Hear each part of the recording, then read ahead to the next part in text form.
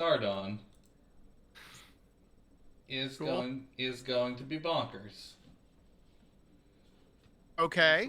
Is going Why to is be that, bonkers. Corey? Because we have a lot to do. Yeah, well, we've got A ton to so much do. to do. Jesus Yeah. Christ. I know. Yeah, it's real bad. I know. Here's something cool. We have 24 followers on Twitch now. Look at us. We're like one away from 25. Like it's a quarter of 100. We had 21 last week. Did we get 3 new followers? No, we had like 23, didn't we? No, we had 21 last week, I believe. Really? Yeah. Fuck. Well, look at us. I also got 2 books in the mail because I gave myself more homework. Hell yeah. Always good. I've been taking another look into the spacing for the alpha quick start stuff. Nice. I'm going to need, I hope you understand, because I don't think we made this clear before. I'm going to need to cut this shit down so bad. Oh yeah, dog. Like real fucking bad. We have way too much space on these like feats and descriptions. Mm-hmm. They gotta go down way far if we're gonna space them the way that you want. I have been thinking about like past alpha release of rules, and I wonder if it would be viable to include because I was thinking about setup and why like flipping through books sucks, especially with a feat-based system, but it's much easier to organize feats all in one. I wonder if what if and like this would probably be very expensive, but it's something to at least keep in the back of our heads. What if we released like on 1E release a hardcover and packaged with it like a small soft cover that was just feats divided by their section?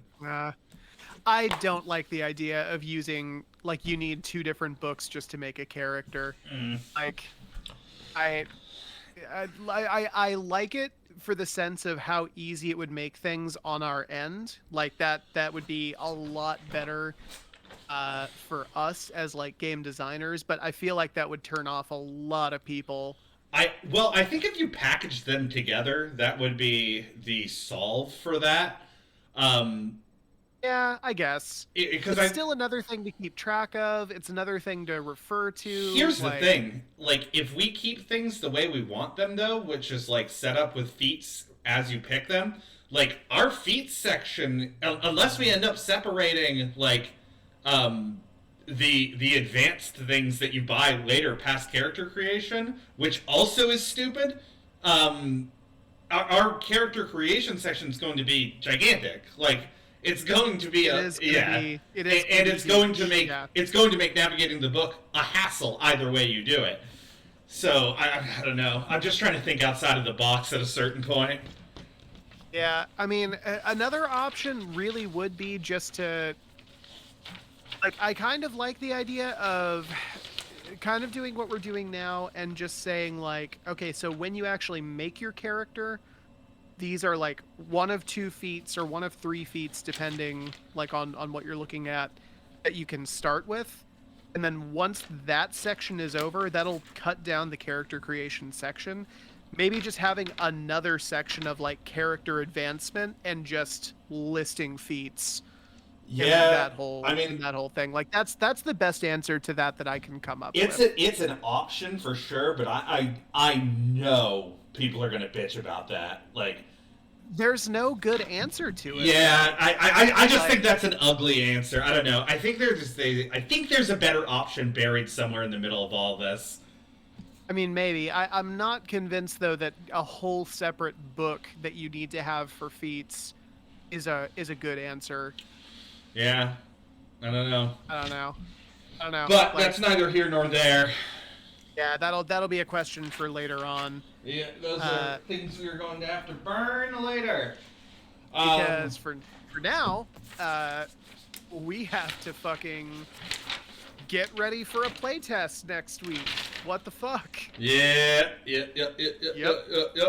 Fun stuff. So, I kind of created a list here. What do we need for playtest next week? By the way, Nick's on board, so I think you, me, and Nick might be doing it. Okay, cool. And I figure we'll take through new character creation. By the way, we've made new character creation. Oh yeah, by the way, that thing you saw us do before, that's done. Null and void. It's actually fairly different now. It actually is. It's actually not super different. We cut some stuff down. I don't know. Change to a modular system is pretty different. Well, I don't know. This is probably just me, and I wasn't thinking. I was just thinking, but not thinking out loud.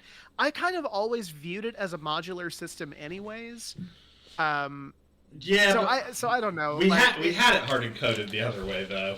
Yeah. The biggest change, I think, is to the derived statistics, which have definitely changed a lot.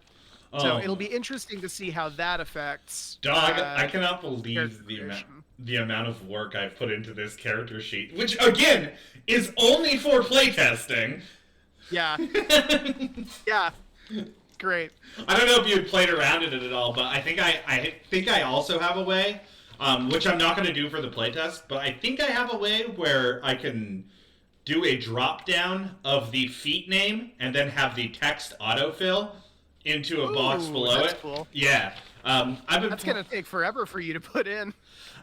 Yes and no. Well, yeah, I mean, I'll have to just copy and paste them into boxes. Yeah. And then I'll have to... Yeah, I mean, it is going to take a long time, but, like... Yeah. I don't know. I mean, that's going to be nice, though, for when we actually do it. The character sheet's pretty sly right now. I will say that much. Yeah. So, things that we need for playtest. We need to have feats at least re-glanced over and typed and fixed out. We're going to need at least 10 more jobs. We're going to need at least 10 quirks to start with for the caravan. We're going to need the caravan creation rules written out. Right. And we are going to need our word bank for caravan creation created. Beyond that, it would probably behoove us to, like, look at character creation rules again, just to make sure everything's tight. Cool, so that's not very much. No, it's not. No, it's... That being said, I made 10 jobs. Sick? Yep. Also, Taylor. Yeah. I came up with another facet of jobs and NPCs, and I created a lightweight vignette, like what the vignette system will look like, which also leads into I created an NPC stat block, and also what the fuck, Corey? and also I created the scale for what is a difficult to easy roll. And also, I created a GM-facing mechanic for running adventures and sessions. So just to be clear, when people say, oh yeah, Corey and Taylor made this game, it's kind of like when people say Matt Damon and Ben Affleck wrote Good Will Hunting. Like, we clearly know that one of us did more work than the other. I don't know. I think Ben Affleck... It should be bigger on the box, because, like, straight up, I am not doing this much work. I these are, like, getting things started kind of stuff. I feel like I'm getting bullied for doing good. You kind of are, is the thing. It's a lot of this is coming from just me feeling guilty about, like, I am not this dedicated to this project. Like, I love this project. It means a lot to me. But, like, what the fuck, dude? You had one job and you did, like, 5 jobs. It came to me in a dream. You're making the rest of the group look bad. You're that guy in the fucking group project. Excuse me? Yeah, why don't we do all this shit? And everybody's like, no, like, we're just literally watching plants grow. It's like, yeah, but, like, what if we, like, engineered a new tree that can like fucking make you waffles and rub your balls for you and shit. Now like, hold on a second. Are we making this tree? Here we go. Yeah, I mean, like, hold on. The main event. Elstragoon, always a pleasure to have you, my man. Always a pleasure. We need to have you on for a playtest at some point. I feel like you know this game. I feel like you know this game as well as we do at this point. That being said, playtests. Enter Season of the Playtest. Taylor, it's here. Okay, so let me talk. Okay. Let me talk a couple things and just like get it out of my fucking mouth. Yeah, please. So, my idea, and I think that maybe the NPC mechanic might be a little too heavy, but we'll see. But basically, the stream is literally on. Elstragoon, we're your new kids. Elstragoon adopted us. You heard it here first, folks. My dad, Elstragoon is my dad. You're my dad. You're my dad now. My idea was this. As well as giving NPCs a disposition, when you create NPCs for jobs, the Archivist develops a motivation for them. This motivation will run concurrent with their disposition, but it's also like you can use it for hooks for adventures. You can use it as like campaign ideas, and it's also going to be something that every NPC has, a motivation. So my idea was simply that, like, based on their rank, they would have a favor and a disfavor track, basically. So if during the course of your vignette, whether it be through rolling conversationally, rolling like through knowledge, rolling through like talking about some brutal shit you did as a reckoner and then being stoked on it, like whatever it may be, like if you're playing towards their favor or towards their motivation, you get marks on their favor track. And if you go against that, working against their motivation or against their favor, you get marks on the disfavor track. Once that fills, once disfavor fills, they'll leave, right? Because they're like, fuck this place. Once favor fills, this is like a Discord track in L5R. Yeah. Same kind of idea. Cool. Once it fills, they give you a bonus. Like, either they work extra good at something, but the other thing is, like, if their favor track is higher than their disfavor track, that means that they're loyal to you, right? So, like, this is a keen way to get around the idea that you're going to lose your favorite NPCs if you lose a rating, right? Like, okay, I may have lost rating, but this guy's more willing to stick it out with me because he likes me. Okay. It also makes the vignettes, like, lightweight vignettes instead of, like, mechanically inclined, like us making a skill test system that you roll every time. So it gives them a little bit more breathing room, and it makes things, like that thing I was talking about with Lancer, having these lightweight systems paired with the more modular heavy system. That was my idea, which brings me to my Npc Stat Block. So Npc Stat. On one sec. Yeah. So, just making sure I got some of the basic mechanics here. If the disfavor track fills, then the NPC leaves because they hate you. What happens if the favor track fills? I think you get like a bonus. Like mostly undetermined, but a general bonus. Yeah, like maybe because my idea was like they wouldn't reduce. I don't know. We'll have to work on that. Like, but maybe it resets and you get like some good shit based on whatever they are. Like the fence gets you some fucking stolen goods or whatever. But yeah, I think something good happens, right? I would like to not just play punishment game. I would like to have encouragement game too. Okay, cool. Which brings me to NPC Stat Block, which is something that we've talked loosely about, but we haven't defined at all. So... Oh, actually, wait. Before we get into that, Elstragoon just put a really good question on our Twitch. So are they separate tracks, or is it one track on a spectrum? Value, but also favorite, like someone who hates you, but is also motivated to keep working. My idea was that they would be separate, so that like if your disfavor starts to, because I think that there's a lot of interplay you could do if their disfavor starts to power over your favor.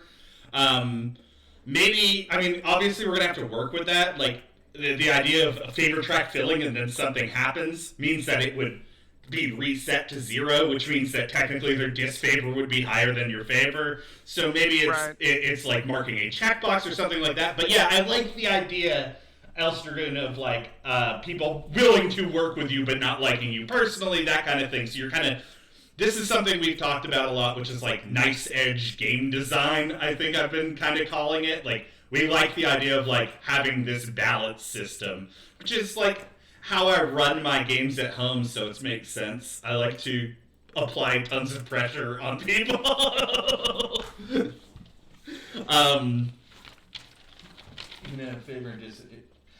I think we could make it work too, and I think it's more robust and fills in a bit more of a gray area. I think I might have taken the idea. I don't know where I took the idea from. Either way, onto the topic of NPC Stat Block. So, obviously we're not going to have 7 attributes written out and all the skills picked out for each NPC, because that's insane. And though I'm insane, whatever. So, my idea was pretty simple. We have a name, we have a rating, 1 through 5, and then you have up to 2 favorite attributes, or 1 or 2 favorite attributes. So you pick 2 attributes off the list that they're like good at. Those are what they're really good at. And then beyond that, we're taking all of the skill die basically and bringing them down to 3 essential runs, which is health nodes or your physical track, armor nodes or your mental track, or movement nodes, your emotional track. Those are rated D4 through D12. Basically, the idea is you set those nodes at any of the polyhedral die, depending on what they are. And, well, I'll get to that in a second. They also have a motivation, a disposition, and then petty coiner feats. Like, if you want them to have money, if you want them to have special abilities, those would be what those would be. So the basic idea is this, Taylor. You'll take your health node, your armor node, and your mental node. I'm just calling them that because those are the names we already have on our list. But it's basically a physical track, a mental track, and emotional track. You'll list them through the D4 through D12, depending on which one you want. You want like a more robust boy, you want a thinker, you want someone who's like good at dealing with people, you want somebody who can hit shit, like that's how you'll rank it. So like if I want like an old Reckoner war captain, he'll probably have like a D12 in his health node track. If I want like a high tested thief, some rope walker of repute, you know, I'd have a high movement track, or so you pick one of those. And maybe we should get away from calling them health node, armor node, mental node, whatever. But that's that. And this is how rolling for them works. You roll your D4, or you roll your D polyhedral die for whatever you're doing, based off whether it is a physical, mental, or emotional thing. Mm-hmm. And then it's just flat like that. But if you're doing something with one of their favorite attributes, you would add their rank as well to it. So if you're rolling a Reckoner and you're doing something like, I don't even have her attributes up right now. Okay, let me just present you with my favorite theoretical challenge. Yeah. In front of you is a locked door. Yeah. Right. Well, how do you get around it? What are you doing? I would probably roll a mental on that. Meaning what? You're picking the lock? Oh, okay, yeah. So if I'm rolling a locked door on the object that I am, say I'm that rope walker I talked about. Yeah. I would take my D12 because I'm rolling off the mental track. Okay. And then I would, I say under my favorite attributes, I have obfuscate, right? Okay, sure. So then I would add my rating to this roll. So it would be a D12 plus whatever my character's rating is. I'm a rating 3 character, then I'd roll a D12 plus 3 for that. So if you're doing something that they're good at, like obfuscating or I should probably have. Then they get the bonus of their rating system on top of it. And so it's the polyhedral die plus the attribute score, whatever it is, and then plus the rating. No. It's just you get your rating score if it's something that you're good at, like your attribute. So otherwise, if it doesn't include like an attribute that you're good at. Like, if you're a rope walker, they're like some famous rope walker, they're doing some wizardry shit, like, it's a mental track, so they're going to roll a d4, but they're not good at it, so they're not going to roll with their rating on top of it as well. So, here's my issue then, if that is the case. We have a circumstance where I feel like NPCs are incredibly weak in this game. So like, even in the event that I am that famous rope walker or whatever, best case scenario, if I'm doing something that isn't explicitly skullduggery related, I'm literally just rolling a d12, which means I can very easily roll a 1. So here's the thing, they're no more weak than anyone else in the game. Do they have caravan resources that they can pull from? And that brings me to round 2. Okay. Yes, they do. So my idea was at the beginning of an adventure or at the beginning of a session, kind of deciding between them right now, is that you would have, based on your rating of the adventure between 1 and 10, you'd have that many dice to assign, like we assign to caravan resources. And then you have a D4, a D6, a D8, a D10, and a D12. You can assign no more than 3 to each polyhedral die, and you're going to take whatever you assign. So say you have a rank 7 adventure you want to run the party through. I'll put 3 in D12, 3 in D4, because D4's got higher critical chance, D12's got that swing that I might like, and then I'll throw the other 3 in, I don't know, throw them in a D6. I roll those and I generate my caravan resource pool. And as I'm playing, I can add that shit to my rolls, and it dwindles just like the parties does. Mm-hmm. So that, okay. Yeah, then I'm actually down with that. Tell me again how you determine that number. How you determine the adventure rating? So the number of die that you roll.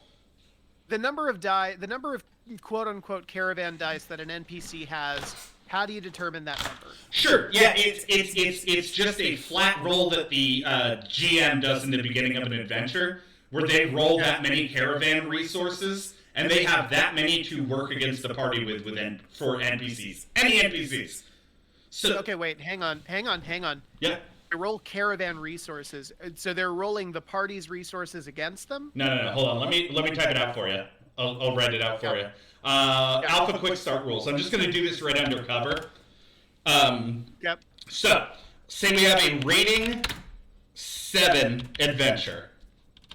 Then we have a D4, D6 track, a D8 track, nice, a D10 track, and a D12 track. So, I know I'm going to run the party through a level 7 adventure, so I have 7 of these checkboxes that I can put down on any of these. So I'll put 3 in D4, because I can't go any more than 3. 3 in D12, and then 1 in a D8. And then I'm going to roll those to generate my resource pool that I can use throughout the whole adventure towards anyone. Okay, wait. So this isn't saying that the NPC has 7 additional dice. It's 7 additional opportunities to roll 4 dice? You're thinking about it like this is the NPC's track. This is the Archivist's track. The Archivist has 7 die to roll, so I'm going to roll 3 d12 and take that many d12 into my pool, just like you would with a character when you're doing... What? Okay, wait. Yeah. So I roll 3d12. Let's say I come up with let's say I roll great, and I roll 25 off that 3d12. Does that mean I'm bringing 25 d12s into this rating 7 adventure? You're goddamn right it does. Okay, that's what I needed to know. Yeah. Just, are they opportunities or are they the dice themselves? It's the same mechanic as creating caravan as the caravan. Yeah. Yeah. Okay, cool. And that's just spread over everything. So caravan adventure rating equals number of DM facing. Yeah. Well, based on the level of the adventure, Elsdragoon. So if they're going up against a very difficult adventure, things are going to be beefier, so the Archivist has more to play with.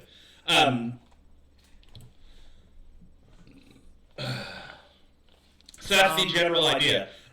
Basically, NPCs are weighted pretty similarly to PCs, but they also have, resources that the Archivist can pull from to make things more deadly. Okay. Yeah, I like this idea. I think that's cool. And so this would apply for any PCs or any NPCs that the Archivist throws at the party. This doesn't have to be the big bad. It's not individualized per NPC. It's over the whole general. Yeah, it's over the whole play space. You have that 25 die to throw at your play space. And is the adventure rating different than the contract rating? If I get a level 3 contract, does that mean... I think that it comes into... I think it probably comes into play, because this is where we come into, some GM fiat stuff, right? You might be planning, a level 3 contract. They're like, oh, yeah, that's all right. But in the back of your head that there's more fucked up shit going on behind it. So you'd probably have a higher adventure rating. They just don't know that. Okay. So we do need to calculate how to calculate an adventure rating. Yeah, for sure. We do. Okay. At least the basic tenets of it. Which brings me to, this is very exciting. I wrote out a list for how difficult things are, Taylor. Okay. Yeah, tight. Give me 1 sec. I'm going to pull up mechanics here. Yeah, and Elsdragoon is right. Mental and emotional are going to need a clear divide. We're going to have to talk about what the NPC stat block, the 3 stats include, because I can see a lot of interplay between any of those things. But this is just more proof of concept kind of thing. So something so that going into combat playtest, we'll have something to work with. But yeah, I totally agree with Elsdragoon on that one. We're going to have to make sure that there's clear divide between those NPC stats. Okay. Go ahead. Okay, where are you anyways? I'm actually on Vault Peddlers 1E. I made a section for GMs where I included stuff on your NPC stat block, and I'm also putting a table in right now. Yeah. That is difficulty rating for dice rolls. Okay. Where is this section under? It is at the very bottom. Ah, okay. Mechanics. Yeah, this should be under mechanics in 4 GMs. I can't see it. For some reason, I can't see when you're on here. What the hell? I don't know. This happened the you're other... on. Yeah, you're on Vault Peddlers 1E? Yeah. I don't show you on here. This happened to us the other day, too. Okay, 1 sec.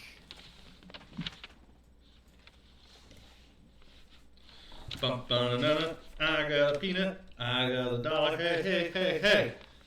I fuck that up. Most of that wasn't how that song in Little Rascals goes.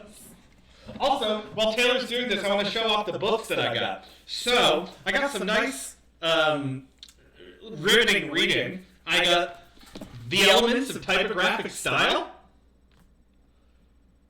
which seems like a real raucous good time. And this one I'm really excited for.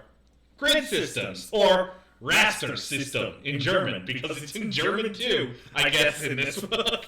But it's supposed to be like the book for design.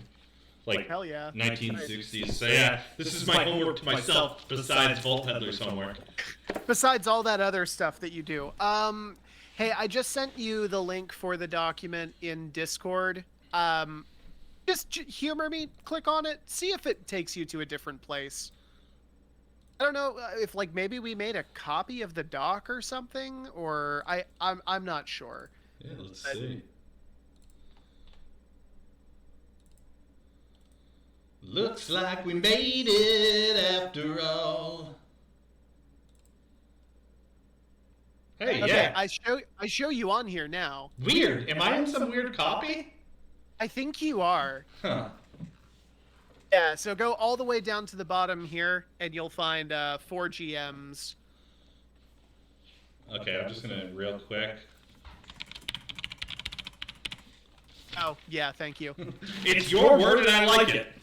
It is, and I don't stick to it at all. So basically, what I did was I took the average for each of the polyhedral die and then added +2 to each one and rounded down. And I think, like, after playing around on any dice, I think this is a good way to do it. So a simple task is 4. An easy task is 7. A moderate task is 10. A difficult task is 13. A very difficult task is 17.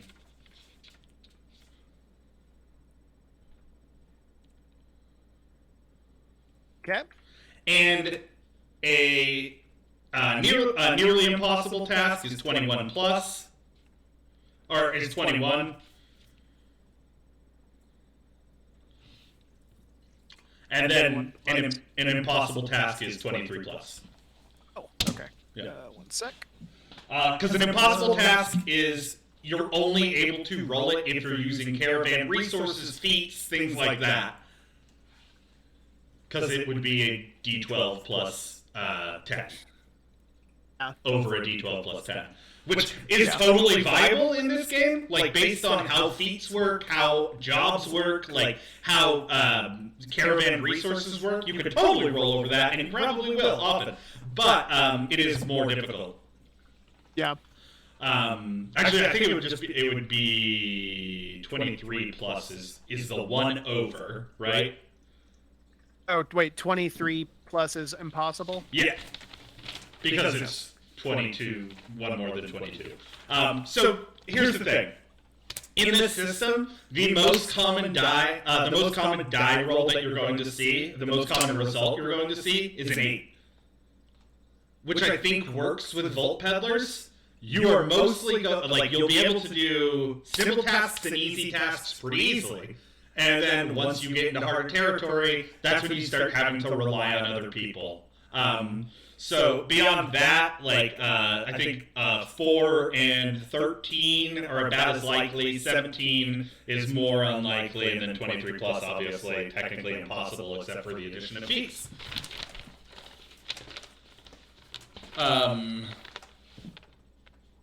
So yeah, I figured that was a good thing for us to have. Yeah, probably smart for us to know what we're actually rolling for, right? Yep.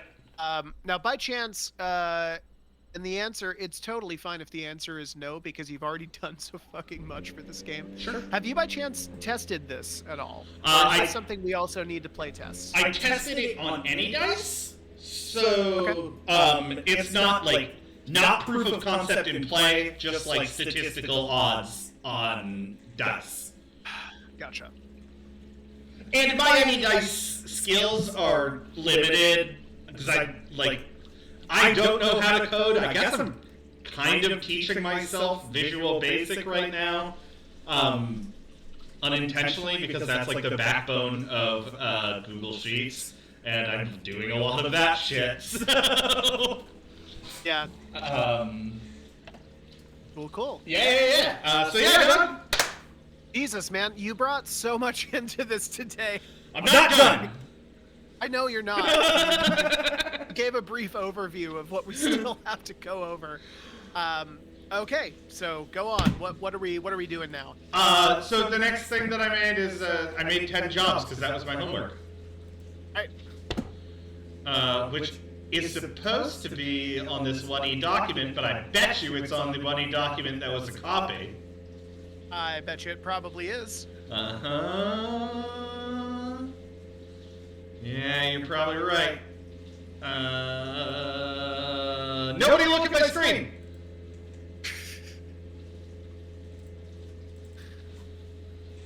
Okay. Let's see if I can copy and paste this shit. It's actually probably good that it's on this copy because Taylor is kind of a mess. Do you want me to just drop it in on your beautiful work? Yeah, there's a section under mechanics for Caravan. If you want to just plop that in somewhere in there, I can get it organized. I could deal Can you get just the Caravan jobs though, and not the whole doc? No promises. Because I might die. Alright, where am I putting this? Okay, so in Caravan, I think just put it like right down here where I've got this highlighted. Just wherever, put it wherever in the middle of all your work? That's exactly what I said. You should do that. I'll love it. I'll appreciate it so much. Some of these are empty. So here's where I'm. Oh man. I might. Am I super loud right now? Hello. I think you're right. We have talked about this so many times, El Stragoon. I don't know what is going on with his audio driver.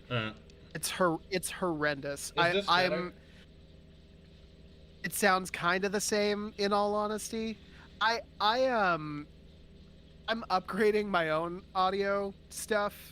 And I honestly think, Corey, I'm going to send you the mixer that I have and like maybe a noise gate or something. I've got a few spare pieces of audio equipment over here, but dog, you gotta do something with your incoming.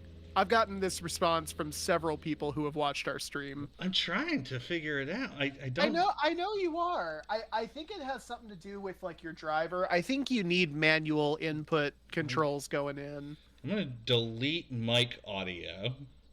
Oh boy. Okay, so for everybody watching the stream, sorry if Corey disappears. Audio output capture, video capture. Hey Elsdragon, is this better?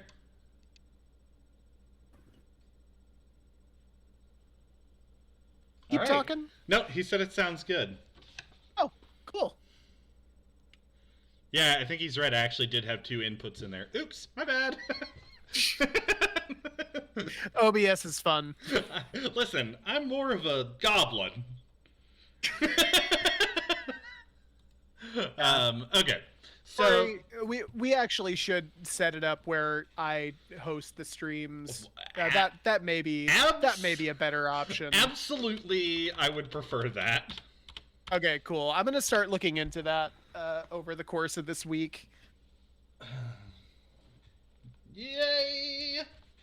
Okay. Okay. So I'm playing around a lot here because I want to play around with the idea of like divergent trees and prerequisites that lock you out of doing certain things if you're build your caravan a certain way.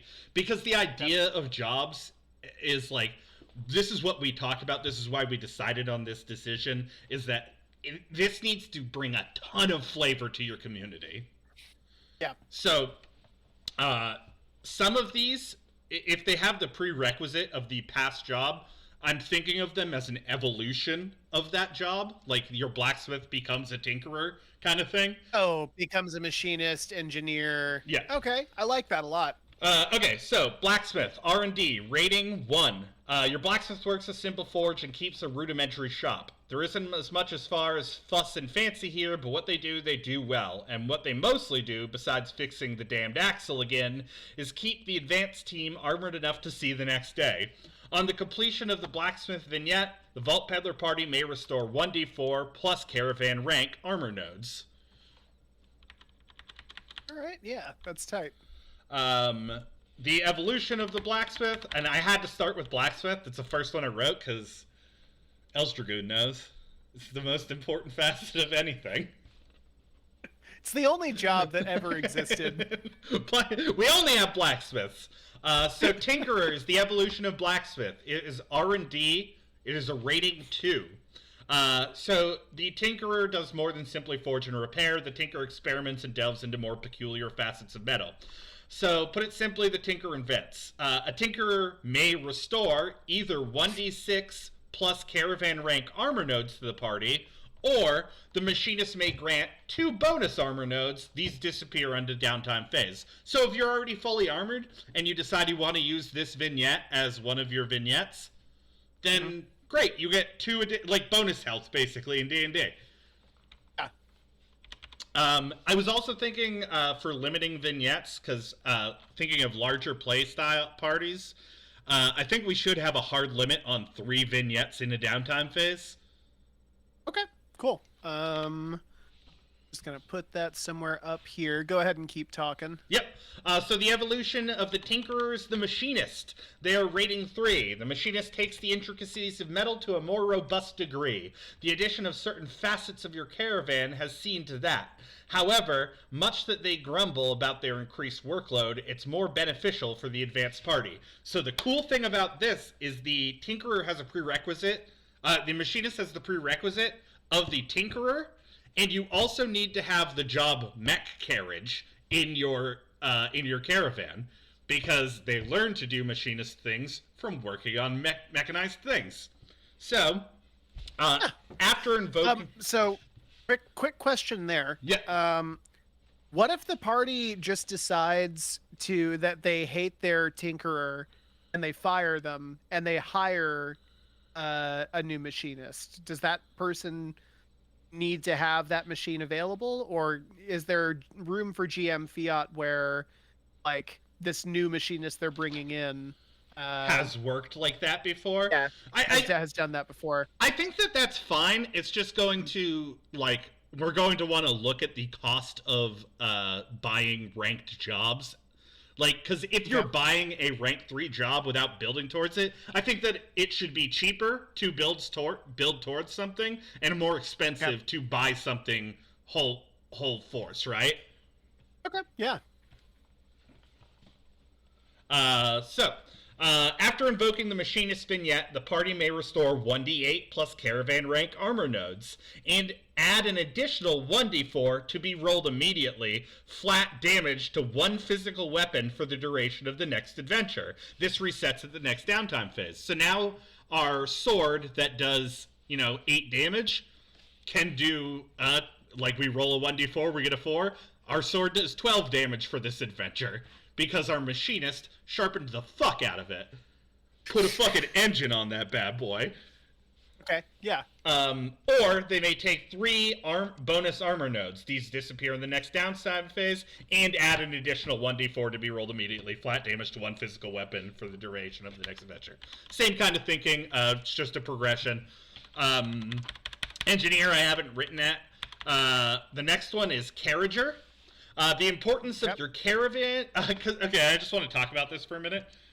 I don't know why in my head the carriage is a central facet of a caravan, but, like, I see a big mechanized crab carriage in most of my Vault Peddler dreams. Somebody watched Wild Wild West one too many times. It was on the other day, and I did watch it. It's a great movie if you haven't seen it.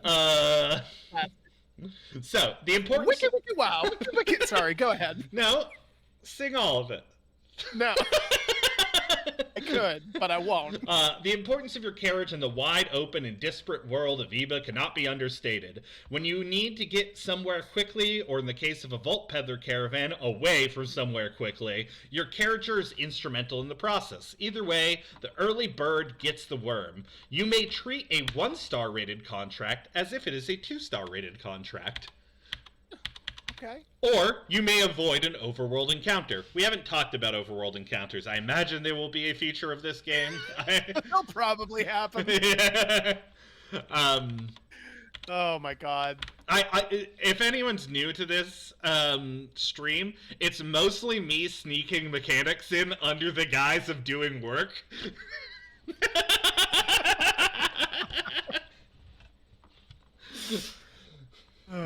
Taylor, you look really good today. By the way. Yeah, this is and like specific rules is the name of the game, and like this is the same as when we were doing feats. Like specificity is always going to overlay the generalized rule, and this is a game of feats, and jobs are feats, and items are feats, so there's going to be a lot of specificity, but it's all specific based on whatever you're doing at the time. So it's not like you have to memorize this shit, which I think's cool. I like the idea that no caravan looks alike. Yeah. No, Corey and I have talked a lot about this, that like we've kind of moved away recently from like games that don't have a lot of very specific mechanics, because it very quickly just becomes like an arms race in terms of storytelling with no real limitations. And the conclusion, I don't want to speak for Corey, but the conclusion that I've come to is that stories without limits are kind of boring. You have to have some kind of adversity to come up against, even if it's just the physical limitations of reality. Yeah. Like you can't just punch out God just because you rolled a 12 in a PBTA game, right? Like there's just things you can't do. I mean, Mira could do it in any game. Mira did do it, I believe. But yeah, no, we wanted this game to have a lot of nitty-gritty mechanics. I don't know. Yeah, I'm actually excited about that. I think a lot of our gaming projects, because I don't know, Moorlands of Marlowe has a lot of this, and 3 Aliens in a Skin Suit. The idea of building a play space into your game, I think is very. I like that. Yeah. No, I completely agree. So Mech Carriage would be the evolution of that. Didn't write it. I just thought it's cool. Totally fine. Medic. This is a support attribute. Rating 1. A croaker is all well and good in the thick of it, but when you get back from some hellhole at the center of Eva, singed, scratched, beaten, or otherwise engaged in some form of ruination, there's nothing more worth its weight in petty coin, quite like the dedicated caravan medic. On the completion of the medic vignette, the party may restore 1d4 plus caravan rank health nodes. All right, I like that. It leads to a more disturbing question. Did we ever decide how you recover health? Yeah, you don't. I mean, we don't have a natural mechanic for it. Yeah, you don't. Well, and this is the thing. We probably should have a natural. It's a slow entropic decline into your character's inevitable heat death. Well, this started. Taylor is giving me shit, but it all started from a called shot Taylor made when I said something. He made a feat that was and this sounds very attacky because it is. He made a feat that restored health nodes, and I was like, so this is a bigger conversation. I'm like, is this something this is special as a feat? So is healing rare in our game? Do we have items that heal? And he's like, I don't think we do. And I was like, fuck yeah. Yeah, I do remember. I'm trying to remember where we had that conversation, but yeah, that was over the Lazarus tab. Yeah, it was the Lazarus tab. Yeah. So, and this is the thing, like, we should probably develop a... Blacksmith really is important now. Yes! Invest in armor. Stay tuned for our follow-up errata, Oops All Blacksmiths. But don't talk about Oops All Jar Jars. We're not ready yet. Can't leak it. So... I'm actually mad now. My favorite kind of humor is edited Captain Crunch boxes.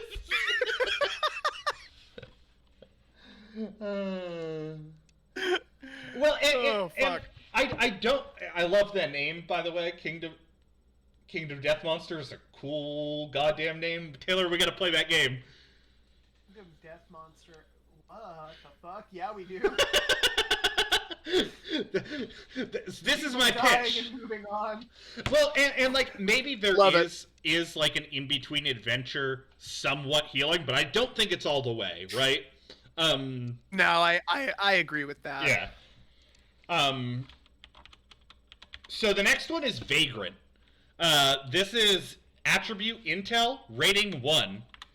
Drifters, lowlives, edge folk. At least that's what those in the city may call them. But out here in the wilds of Eba, we have another name for those people.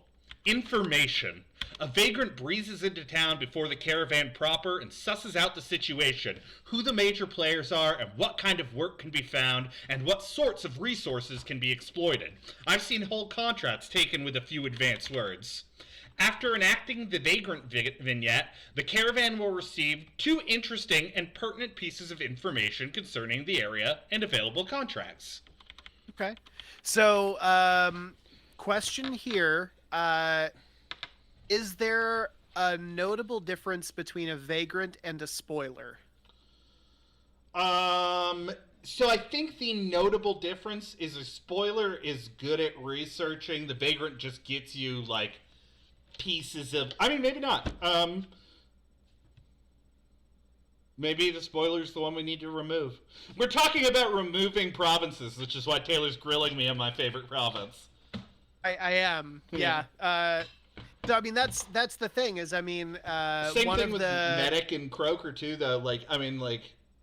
Well, I actually like the way that... Because I feel like you really successfully distinguished the Medic from the Croaker in your description. Like, a Croaker is a field medic. They might not have proper training, and, like, they probably don't have resources to help you if you are, like, really seriously hurt.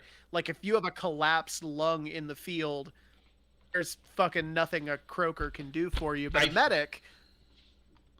I think the difference, then, is a Vagrant, like, reads the room quickly in a town, susses out the situation. Okay. A spoiler is, like, your dedicated researcher, right? Like, they're going to get information on the actual delve, and they're going to look in deep into it. But we do need to remove provinces, so I'm not, you know...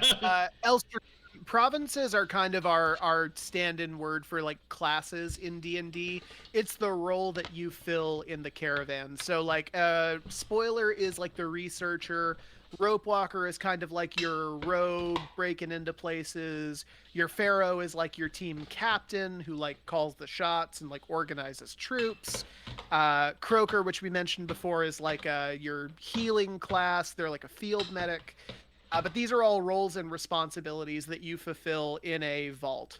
Yeah, and it's sort of a looser class system. They're more like archetypes or directions, because, like, you get access to feats that build you in a direction with them. But, like, as far as skill buy and stuff like that, it's the world's your oyster. Everything's weighted the same. So you can have, like, a very studious reckoner. So yeah, and there's no, like, punishment away from it, really. So rather than paladin, your province would be... Yeah. So, like, rather than, I think, like, pharaoh might be the close approximation of the paladin. A fighter would probably be a reckoner, or maybe barbarian would be a reckoner. Might be a barbarian, depending. Yeah. We blended the two. Actually, fighter might be more suited for pharaoh. But either way.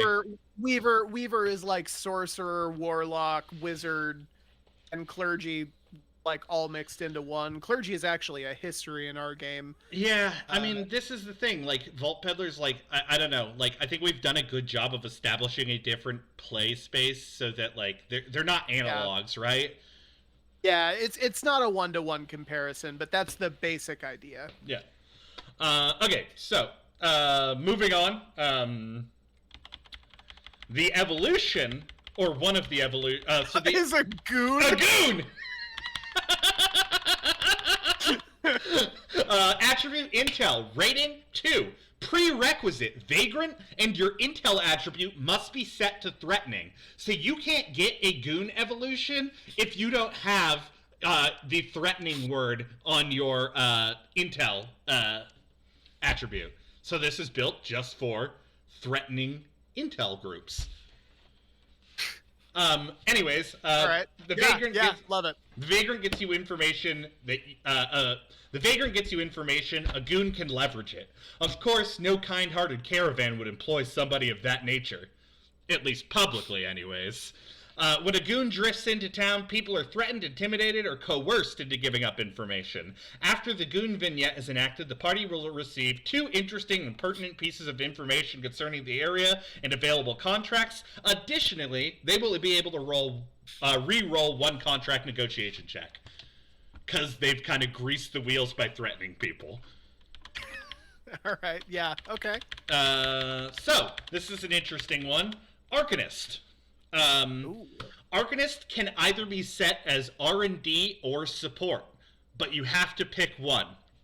Wizened scholar, learned creatures set in their machine towers, parsing the secrets of the webway between cosmological events. They of the weave in ability, or at least that's the idea put forth. Truth be told, most Arcanists are about as scratch and desperate as the rest of us. Why else do you think they'd sign up for a caravan crew? After enacting the Arcanist vignette, 3 counters are given. Each of these can be used once to identify the capabilities of an unidentified object. If there are no abilities to be identified, the counter is not expended. Note, the Arcanist job tree branches into 2 distinct routes, R&D or support. Once taken, this cannot be changed. You may not take 2 Arcanists at a time to develop both of these trees. Should you lose your Arcanist, you may hire another one and explore the other options. Okay, so my question is, why can't I hire 2 Arcanists? I just think it's a balance thing at that point, my man. I think that it might make sense in the game. I just think balance-wise, it would get a little too out of control because they're going to do 2 separate things. I don't know. Well, to be clear, so let me just make sure I understand the caravan system as a whole. If I'm a level 3 caravan, if that's like my star rating or whatever, I have 1 feat at level 1, 1 feat at level 2, and 1 feat at level 3. And between contracts, I can slot them in and out, right?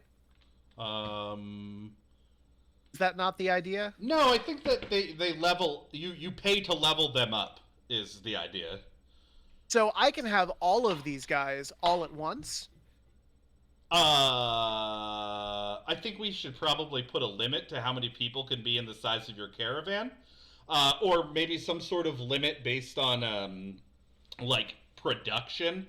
Okay. What you can pull in. Maybe you can get a bigger caravan based on your caravan rating. But the thing is, that's going to be in transit. Like, the idea is that a lot of these are in transit, right? Right. So maybe this isn't something we've talked about. But it is. It's something we do need to talk about. I think that there needs to be a hard limit at some point to how many people you can invest.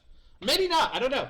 Because here's the thing: if you're buying a bunch of cheap ones, right, and not saving up to buy more expensive jobs or level up more expensive jobs, what's wrong with having a bard party, right?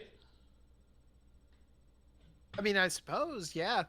Like, maybe we don't hard limit it. It's definitely more to balance because we're talking about having a degradation mechanic. Like, if you're not talking, like, you don't have to engage with everything every turn. Like, You can only do 3 vignettes on a downtime. So you're only going into whatever adventure you're going into with having done 3 of these.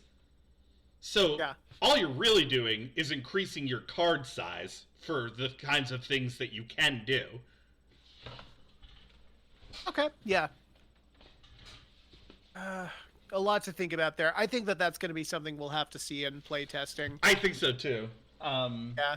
Okay, cool. To the players and party level, because when I get a high level, I want a big ass. That's a fair point too.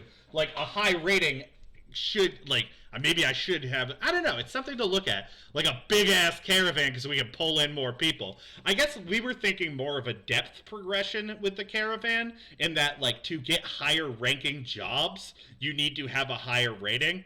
Well, so it doesn't actually matter how many people total are in your caravan. Really, it's just selecting which people you want to do vignettes with, because that's what activates the feat, right? Yeah. Yeah, so really all I'm doing is I take in more people. I'm taking on more risk whenever we do develop that degradation system. But I actually am getting approximately at least the same benefit, because really it's just more things to choose from as far as what I want to take into the next contract with me. Maybe there's a job that expands that. Maybe there's a feat. A recruiter. Yeah, a recruiter is a good idea. Can we get a fucking army recruiter guy just at a table at the local mall? That's actually a really good idea for being able to mark the recruiter vignette. Oh man, that's cool. That's a cool idea. So prerequisite for the Arcanist. So this is a level 1 job, but in order to take Arcanist, you must have the appropriate attribute set to mystical. So if you want to have, I see. R&D needs to be set to mystical, or support needs to be. Okay, tight. So the next one is fun. Merchant. This one's going to need a little bit of work. 10% might be too much, but we'll get into that. It's support, rating 1. Okay, you've plundered the depths, you've made it in and out and through dangerous and deadly vestiges of the past, only losing a few limbs in this process, and through it all, you've come out with some pretty noteworthy relics. So now what?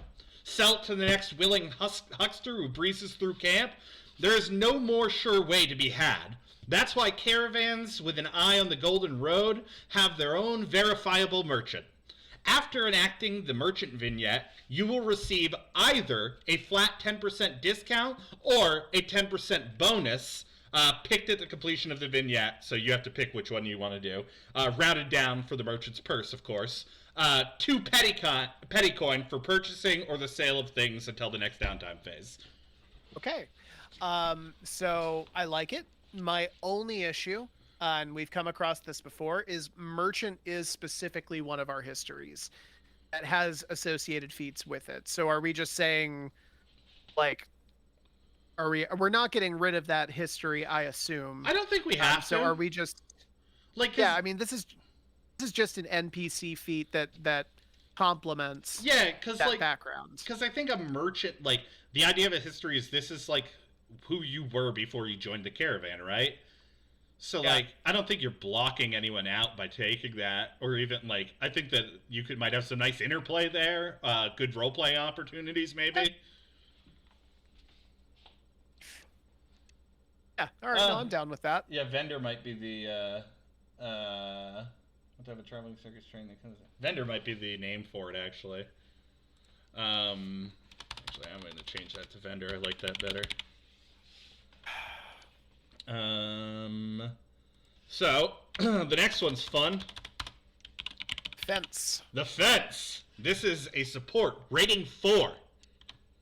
And prerequisite vendor, and you have to have the support attribute set as deceptive.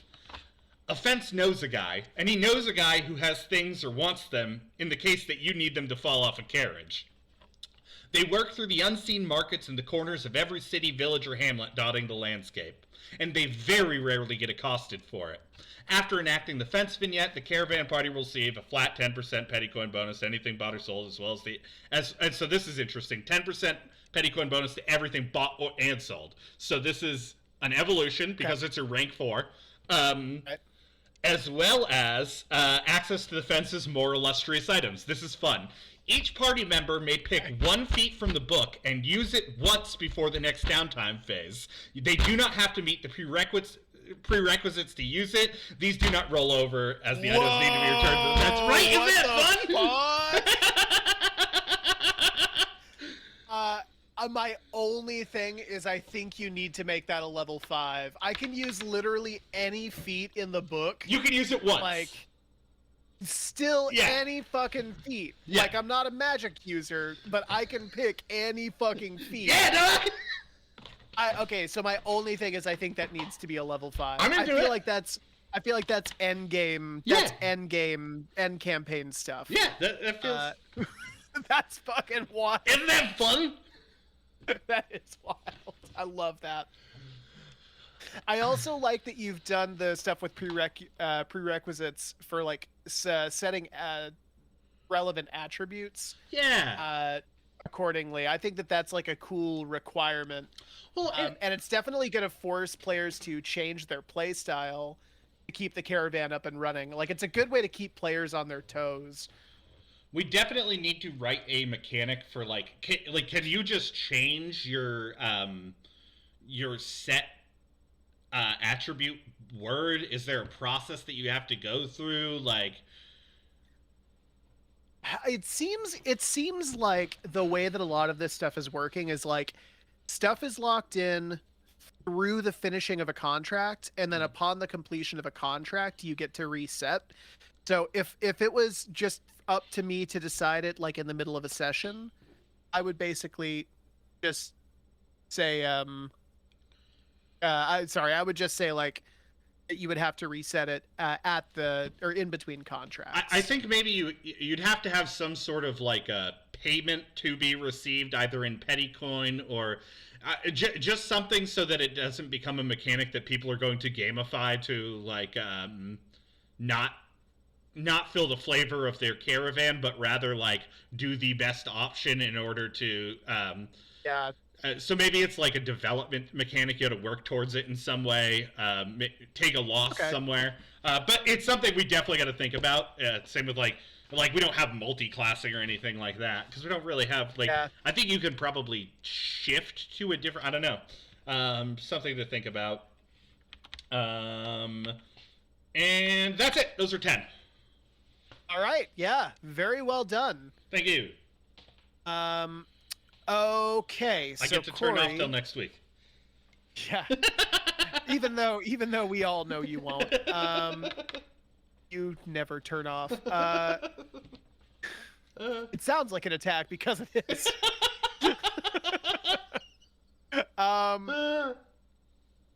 So quick question, because I don't think when we were talking last week, I don't think we ever talked about the actual, or wrote down the actual mechanics to build a caravan. Yeah, we need to write those down.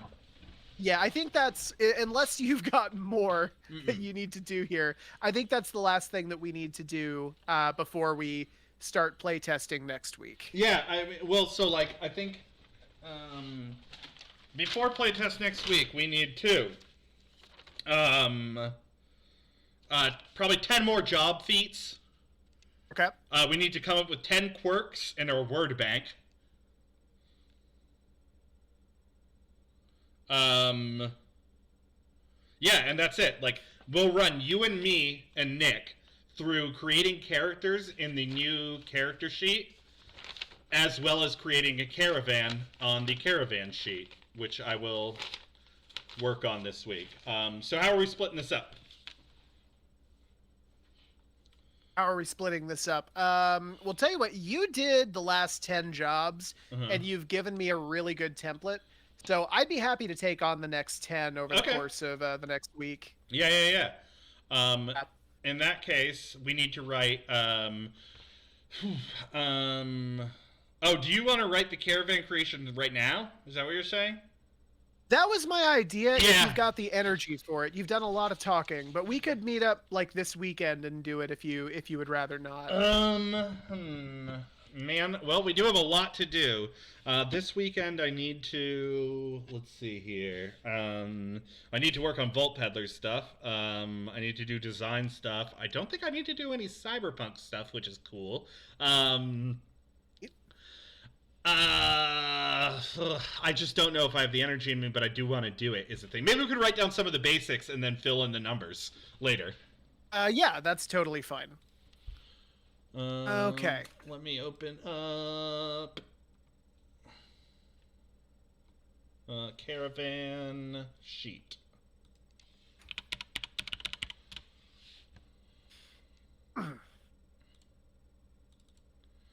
Let me see. Okay.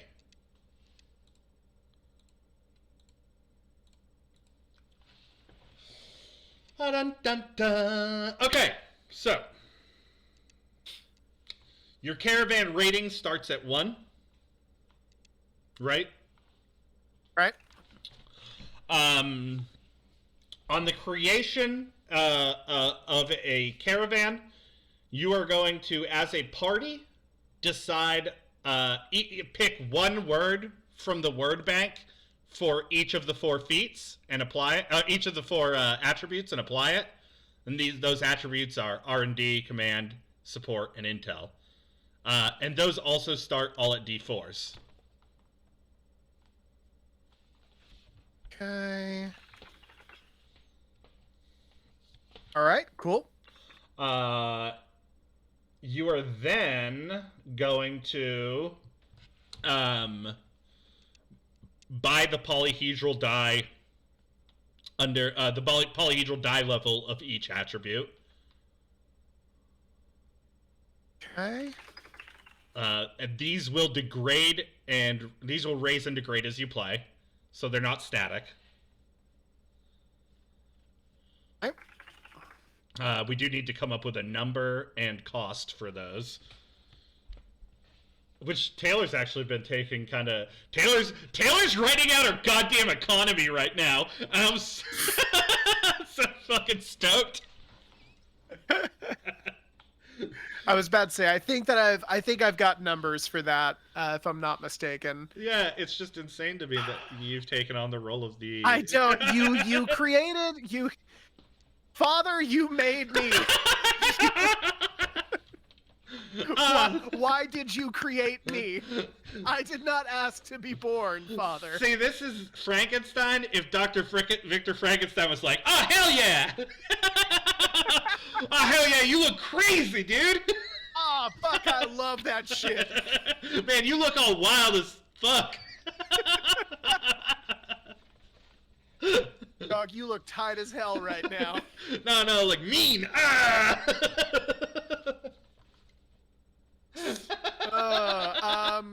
Okay, cool. So, polyhedral die of each attribute. These raise and degrade through play. The only thing is, I think that I have my die associated with petty coin. So, are we starting the caravan with petty coin to buy these things, or no? I think you just I think you buy them with caravan. You buy them with XP, caravan points. Okay, so how much XP do they start with? That is the question. Yeah. Well, so here's the thing: without having a number down for how much each rank costs, and how much the jobs cost, and how much quirks give you, it's hard telling. So let's plug the numbers in this weekend. Yeah, I will take a look at that off stream then. I am we seeing can get some of that done. Okay. Dun dun dun. Your morale score. Just coming up with this right now. Your morale score is based on which jobs that you enact vignettes with, and you can have up to 3. So the higher rating jobs you pick, the more morale you have to distribute between your attributes in order to try to do that. So you can have a big caravan, but it doesn't just increase your morale super high. It's the jobs that you're engaging with that. Okay. And that morale is generated off the caravan rating. I mean, off the job rating. So if you do a level 5 job and a level 3 job, you have 8 morale to distribute between your 4 attributes. Right. So you will use your XP that you get on caravan creation to buy the polyhedral die type, as well as buying jobs. Okay, one sec. Jobs. Caravan starting out. And correct me if I'm wrong, do the jobs also, those also raise and degrade via like the favor disfavor track, right? I don't know if the jobs raise or degrade so much as like they'll leave.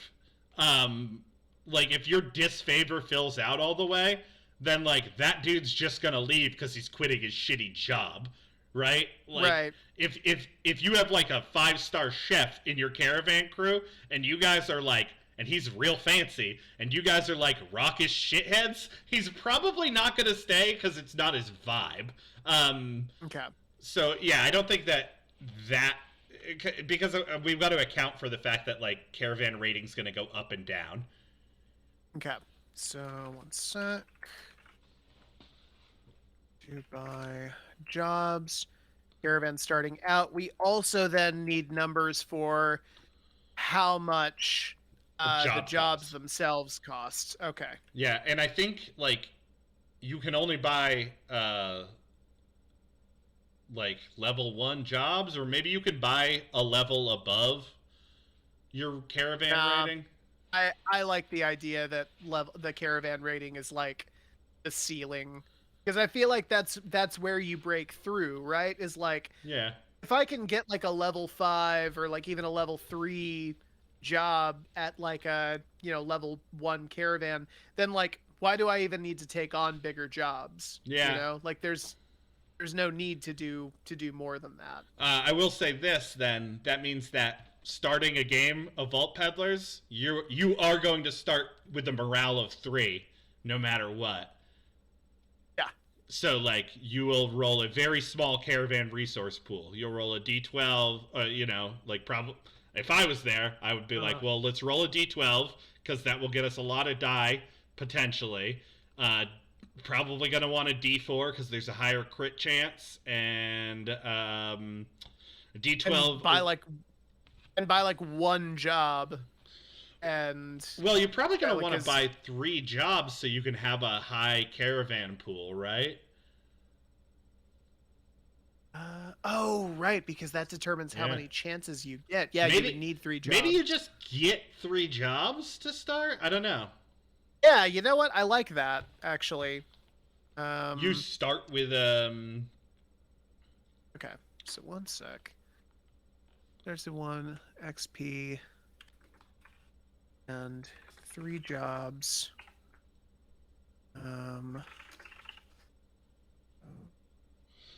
I don't know if I like that because it feels, well, I mean, like you get to pick them. It's not like you're not getting to pick things. Well, and remember, the job is literally just an opportunity to get these dice. Yeah. It's not a guaranteed anything.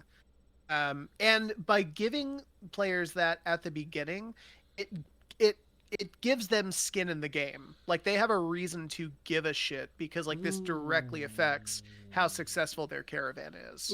Ooh. Taylor. Yeah. Maybe you start with 2 level 1 jobs free of cost, and you must buy another job, and you can buy, like, you could start with a rank 2 job, is my idea. Like, maybe you start with a rank 2 job that is like your road dog, and so that gives you something that you want to maintain this dude liking you and not losing your caravan rating system, not losing your caravan rating, or else he'll bounce. I don't know. Just playing around with the idea. Would this be, so instead of 3 level 1 jobs, 1 level 2 job? No, I don't know, man. I don't know. I like the idea of 3 level 1 jobs starting out. Yeah. Yeah. Like you're a starting party. This gives you like a nice intro, like it's a cool little tutorial into what the caravan system is versus what it can become. Like I think that's tight. So here's the thing: you pick three level 1 jobs that you could just have.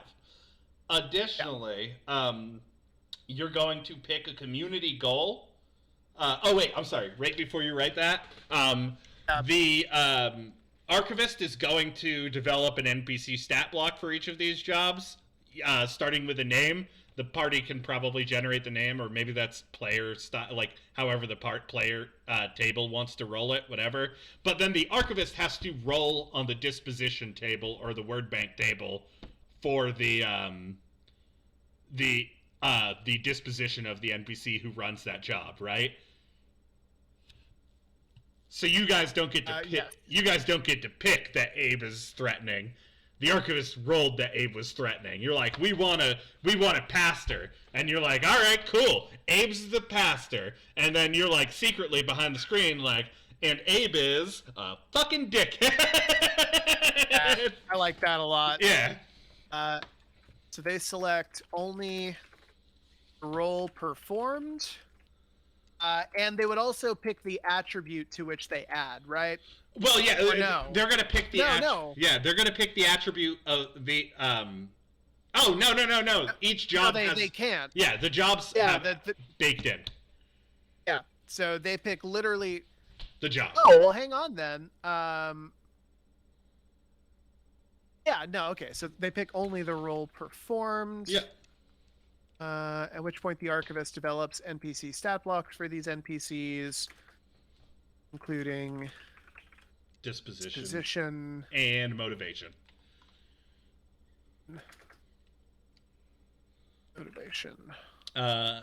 You're also going to pick a community goal, which the archivist will assign an experience value to. Upon completing this community goal, you get that many experience points to spend on your caravan. Okay, one sec. Repeat that. After you pick your jobs, you're going to pick a community goal together, which is a concrete thing that you're all working towards for improving the caravan. The archivist will assign an XP value to that, and upon completing that goal, you will get that XP to spend on the caravan. Sec.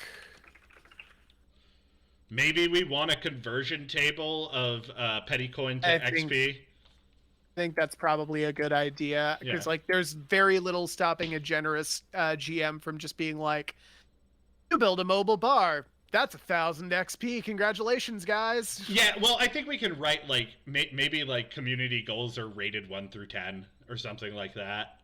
Yeah, something to that effect. Yeah. So keep track of your XP spent, whatever. But at this point, you can buy quirks. Quirks are going to award you XP that you can use right now to either increase the die value of your attributes or buy more jobs.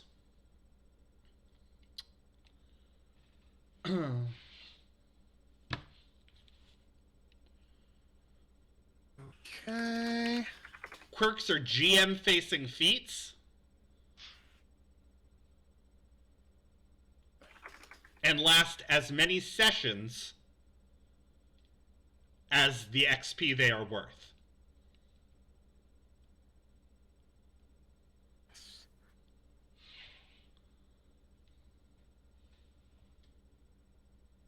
Okay.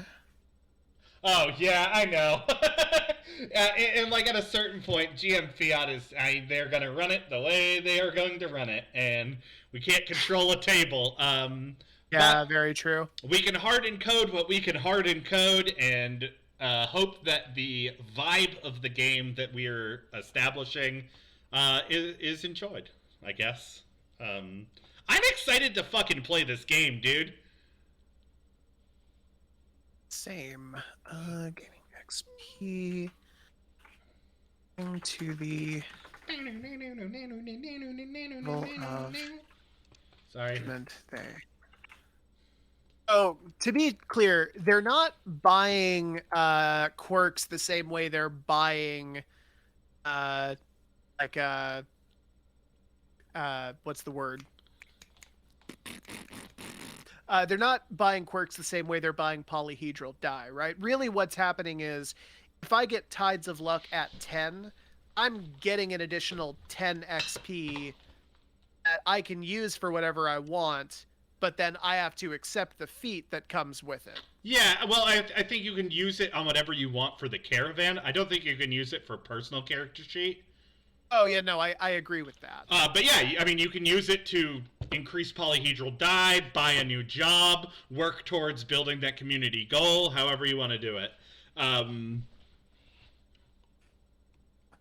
But yeah, and like how I was thinking about quirks are just like random facets of luck. Like if we get like pick the quirk gremlins, mechanized things you roll with a D4 minus on whatever you're rolling for the next 5 sessions. Like, okay, we just had a bad run of luck with machines. Like, I don't know what it is, guys. We're just, you know.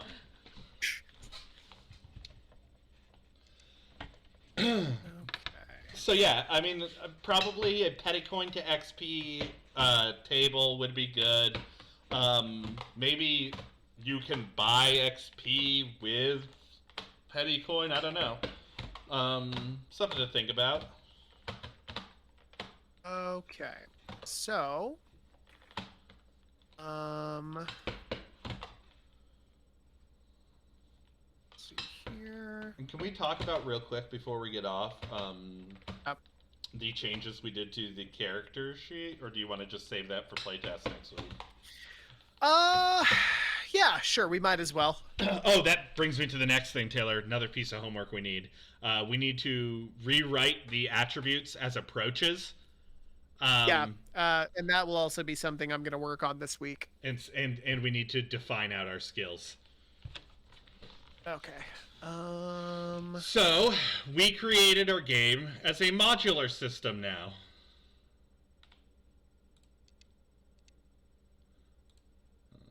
Done. So yeah, I have you as the editor here.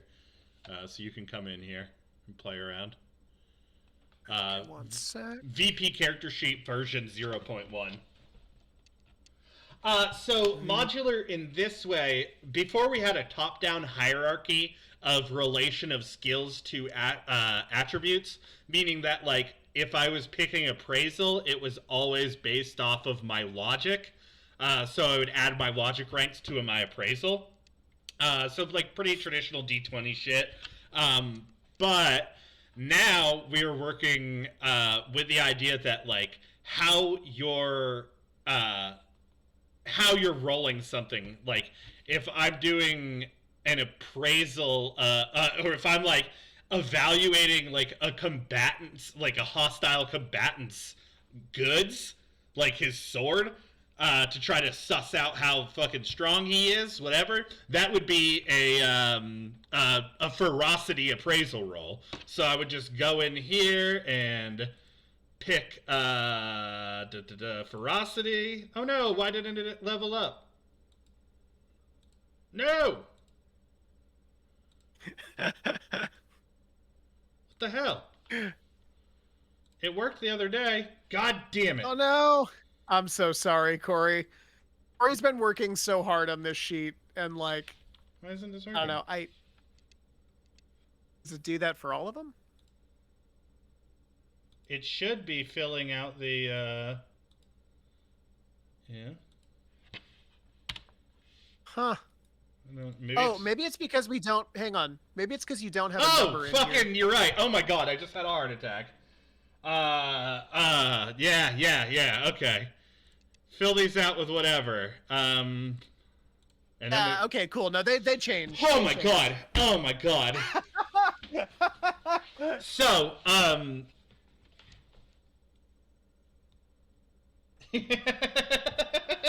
yeah, I mean, like, I knew, like, not a lot of VB, and now when I went into this, like, very, very little, and now I know a little bit more, I guess, which, yeah. It's like, it's not even VB, it's just based on VB, anyways, So yeah, it's modular in the sense that you get to pick, the archivist is going to decide, or you're going to pitch the approach to how you want to roll a skill, which is really cool. We both like systems like this. We're playing L5R right now, which does that. They do a great job at that. When we played Shadowrun, that's how we rolled with it. Yeah. Everybody plays Shadowrun just a little bit differently. But no, the idea is basically like going back to my favorite example, like there's a locked door in front of me. We determined that, like, let's say I know for a fact I'm going to try and pick this door, right? And I say, okay, describe how you're doing this. And if you say, I do it as carefully and as slowly as I can, trying to like take what I know in about like the construct of the lock, then I would say, okay, cool. That's a clockwork approach to picking that lock. Yeah. Or if instead you might say, I do this as fast as I fucking can because I know there's guards here and I need to get through this door. I would say, okay, cool. That's a ferocity approach. Yeah, if I'm doing it listening to the door and trying to get a feel for the lock, that would be holistics. Right. Yeah. So like, so yeah, that's we notably have reduced the amount of attributes we have. We took down, I think, 2. Yep, we're at 7 now, and we changed the names. So we're moving away from our fantasy-ass naming convention, which was adaptation and obfuscation, and we moved it to adaptation and obfuscation. So yeah. Here's the thing: we're not opposed to cool naming things, but we were just both kind of the impression that it subtracted a lot more than it added having it there.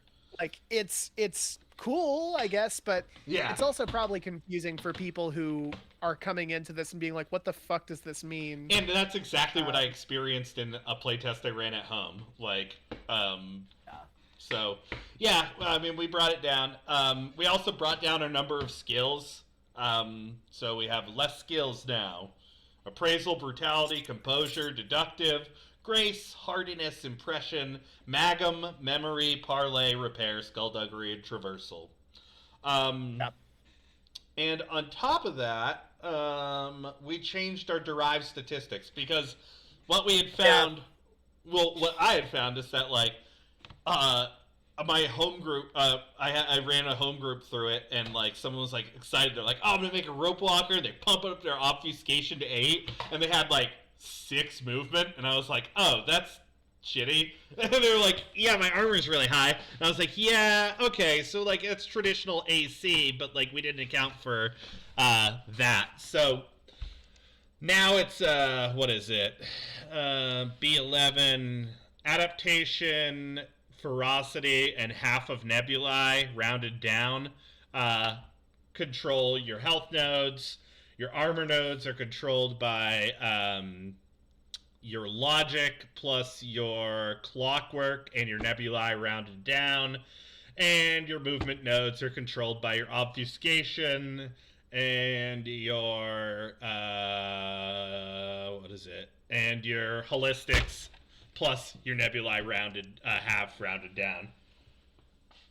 Yeah, dude, hell yeah! No. Blacksmith does equal adaptive mechanic. Don't even get me started. I got lots of plastic I shouldn't have. I thought about buying more Warhammer the other day, and I was like, what am I doing? No. I bought a 3D printer. I don't need you, but I do. I do have an AdMech army, and it kicks ass, so... Anyways, yeah, so this is our revised character sheet. A little bit toned down. Hey, can you, really quick, run me through what makes up those derived statistics again? Yeah. Yes, I want to know what your paint scheme is, Elstragoon. Okay, your health nodes are derived from your adaptation and your ferocity ranks, plus half of your nebulae ranks rounded down. Okay, 1 sec. So adaptation plus ferocity plus half of what? Nebulae. Nebulae rounded down. Yeah, all of them have nebulae on them. Okay, all health, armor, and movement too. Is it that you are... Okay, so just adding the 3 of them and then rounding down to the nearest number? So yeah, you're cutting the nebulae rank in half and then rounding it down. So like if it's 1.5, it becomes a 1. Okay. Nebulae... Halved, rounded down, in parentheses. Halved, rounded down. Just for nebulae. Right. Yep. Your armor nodes are derived from your clockwork, plus your logic, plus your nebulae ranks halved, rounded down. Okay. And movement. And your movement nodes are derived from your holistics and your obfuscation, plus half your nebulae rounded down. Okay. Cool. Thank you so much. Yep. Heck yeah. After next week, we are going to need to focus on working on our action economy and defining our initiative approaches, because that will be next. We are heading into the final... we're heading into the final months of this being made, and... I will go ahead and let everybody know that, and by everybody I mean Elstragoon, this stream was started more as kind of like an open dev, like us keeping track of our notes kind of project, and it still very much is that. I am going to go ahead and just let everybody know, including Corey, that we are probably going to have a lot more off-camera conversation than we have had in the previous